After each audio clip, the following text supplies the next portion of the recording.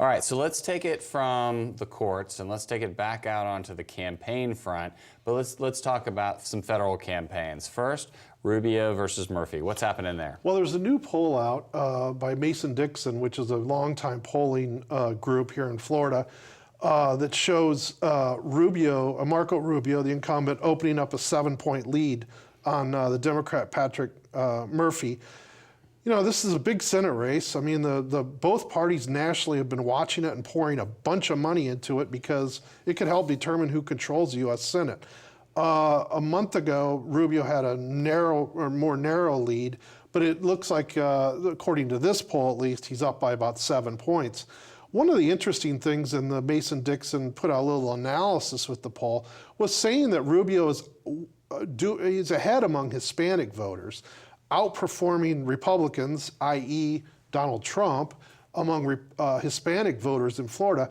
And Mason-Dixon said, you know, it's pretty hard for Democrats to win in Florida at this point if they don't carry the Hispanic vote. So, you know, in the next month, apparently if this poll is correct, Murphy's going to have to make up some ground among Hispanic voters to try to overtake Rubio. Well, it's interesting, you know, you look at, you know, that Senate race versus the presidential race, and both Donald Trump and Secretary Clinton are in kind of the opposite mode following last week's debate. How does that reconcile?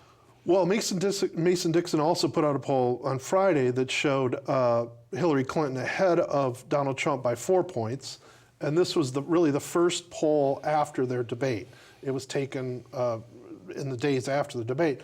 And it showed that she did get a little bump in Florida and I think, you know, it's pretty widely believed and assumed that she's going to, you know, win the Hispanic vote by a fairly large margin because of some of the comments that that Trump has made about immigration and those issues.